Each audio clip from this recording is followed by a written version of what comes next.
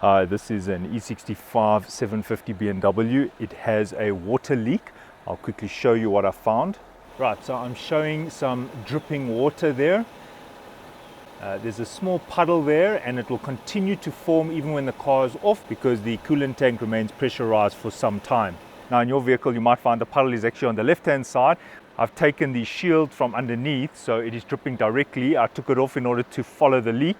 So if you find the leak is not coming from the right hand side like on my car, it's coming from the left, well, it could also be this problem which I'm going to demonstrate. Right, I'm here on the right hand side of the engine. This is the expansion tank. You fill up your water over here. I've released these two screws. This is a T25 screw. There are two of them, one here and one at the back.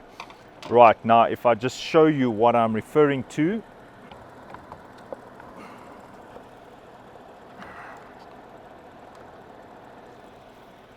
Now somebody's obviously tried to repair this expansion tank with epoxy. That won't work with these type of tanks. But in this case the leak is here on the bend, just over here. So there's the stream. You can see that as I wipe it away, you can see there it comes again. There it is. And you can see that it'll carry on doing that as the pressure remains high in the expansion tank. The engine is at full operating temperature, and there's the coolant temperature, 105 degrees. So you'll need to leave your car on idle for quite a long time in order to do this test. In my opinion, it's not worth repairing this. I will just replace this with a new one. Right, it's time to swap the old expansion tank with the new one. Here's the new one. Right, you will need distilled water and coolant. This is unmixed coolant. Right, then you'll need a bucket so that you don't spill on the floor. You can reuse the coolant that is in the expansion tank. And if you want to be precise about the percentage mixture of the coolant and the antifreeze, here is a refractometer. And the reason I have it here is because I do not know the percentage mixture of coolant and distilled water that is currently in the system. Right, I've removed these two T25 screws. So I can open this, never open this if it is hot. And I'm going to remove these pipes one by one. I'm just using a pair of long nose pliers and I'm just pulling on this clip. Once I open the clip, I can remove the pipe.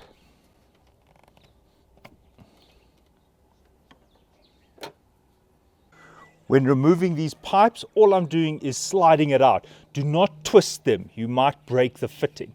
So I'm just sliding it out like that. Now at this point you might want to pour that coolant out. Now at the bottom here there's a temperature sensor. I'm just going to unplug it. There's the temperature sensor unplugged, and then there's one last pipe here. Just be careful when you remove it. Some coolant might go into the engine. You can put a towel here.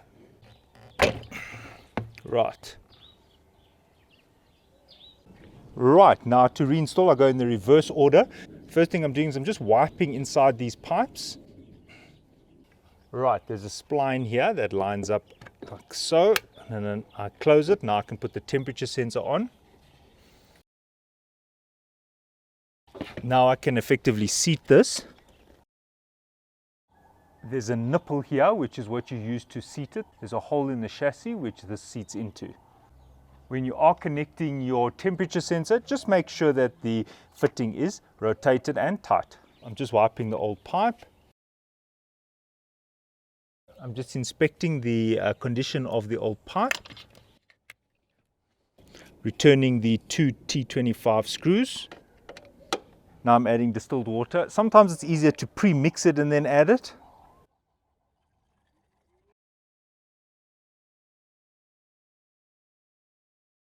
Right, now fill up the tank to the maximum marking and now start the car.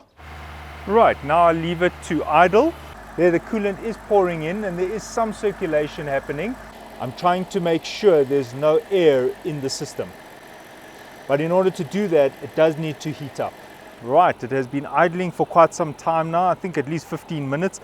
I did put the hot air on and the air conditioner on in the car to make sure that the coolant is running through the auxiliary circuit, just in case any air got in that circuit. Right, you can see that it is now steaming. The engine is at operating temperature, and what I'm going to do now is I'm going to switch everything off, and then I'm going to just check the level and then I'm going to just do a measurement to see how much the coolant concentration is. Right, so I'll let the engine idle until the radiator fan turned on. Now what you can do is you can just close this,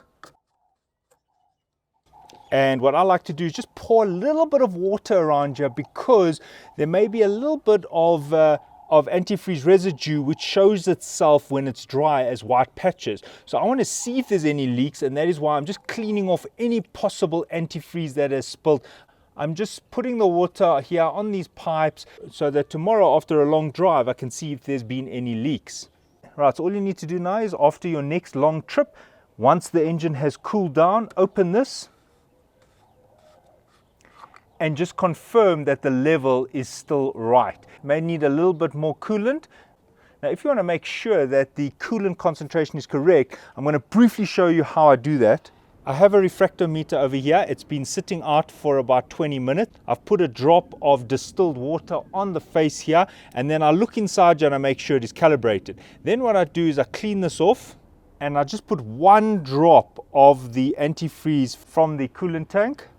And then I look inside here and it's at about minus 44 degrees on the ethylene scale. And since this is ethylene glycol, I use the ethylene scale.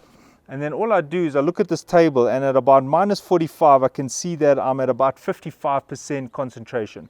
So in this case, my mixture's a little bit on the strong side. It's at 55%, but I'm happy with that and I'll leave it at that.